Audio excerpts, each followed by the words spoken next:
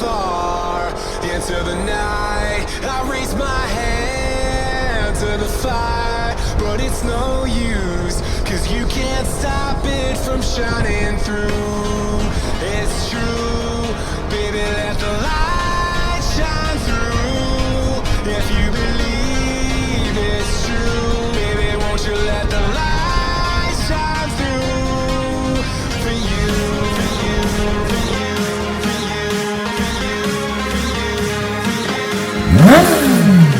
for you.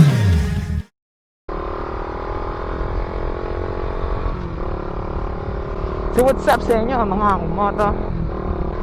Isang magandang makulimlim na araw mga kamoto. So ngayon galing tayo sa trabaho guys. So pauwi na tayo.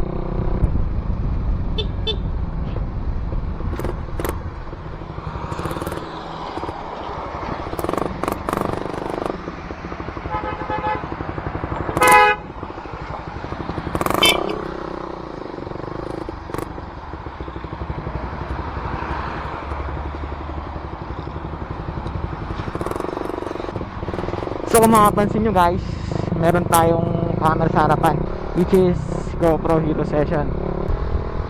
So nabili natin yan sa tropa natin si Ejay Herrera. Ito yung Facebook account niya. Sa kanya ko siya nabili. At napaka-legit ng mga moto. At mura pa. So maraming salamat sa kanya. At nagkaroon tayo ng magandang front camera. So bago lahat, mag-withdraw lang muna tayo. Arik ko.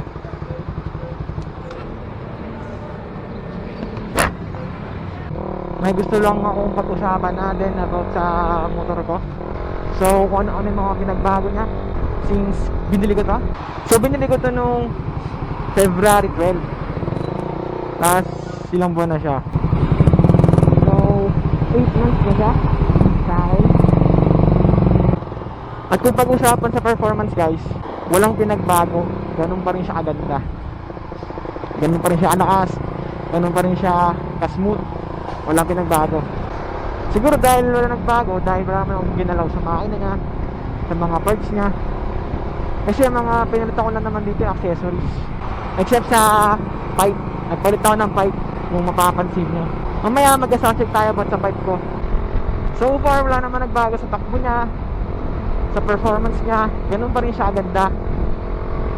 Pero kahit anong namang motor, basta alagaan mo, maintenance, hindi naman magbabago performance. Kahit ano pa yan. Kasi para sa akin, mas gumagamit naman yun. Wala naman yun sa motor.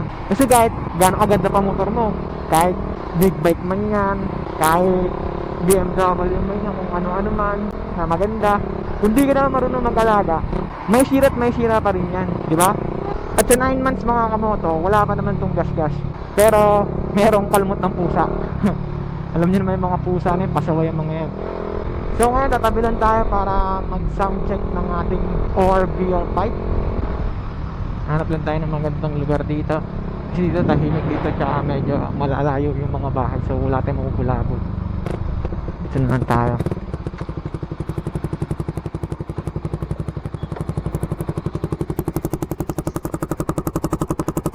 So yun kamoto, pasensya na kayo at madumi ang ating motor. Kasi galing tayo inside. So ito yung Orbr pipe na pinalit ko sa stock pipe ng Rider FI. So sound check natin. So yung tunog niya guys, kapag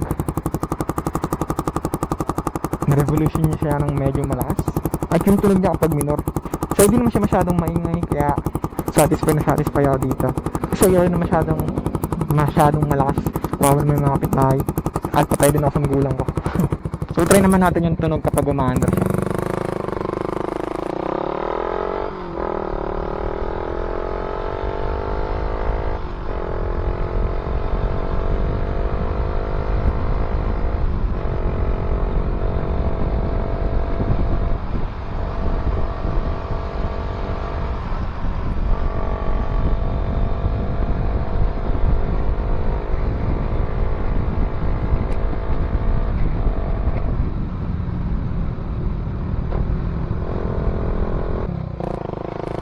So yung tunog niya guys kapag naandar.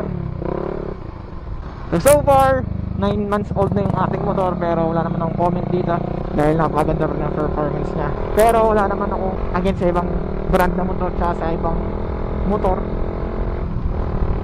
kasi di naman dapat natin compare yung mga motor natin. So para sa akin, lahat ng motor maganda, lahat ng motor mabilis tsaka matibay, kasi nasa tao naman talaga yun, nasa gumagamit naman yun, kung paano niya alagaan yung motor niya, paano niya mamaninuhin. So para sa akin, wala sa motor, nasa gumagamit. Tulad nga nasabi ko, kung napakaganda man ang motor mo, kung ano man yan, kahit sabihin natin the best yung motor mo, yun talaga pinakamaganda, pero kung di ka naman marunong mag-alaga, eh wala din, may sira at may sira pa rin. Baka sabihin nyo, sabi na hindi marunong mag-alaga, tapos ang dumi-dumi ng motor ko. Guys, galing lang ako site, ha? Madumi dun talaga, ha? So guys, pauwi na tayo. So di ko lang alam kung meron sa mamaya, pero bablog ko rin yan. So guys, ito na tapusin itong vlog ko na to. I hope na nag-enjoy kayo kahit sa bit lang to. At alam ko naman na di nyo nang tinatanong yung comment ko about sa motor ko, pero sinabi ko na rin in case na magtanong kayo. So muli, stay safe, stay humble, stay watchful, stay tuned na may vlog. Bye bye, peace.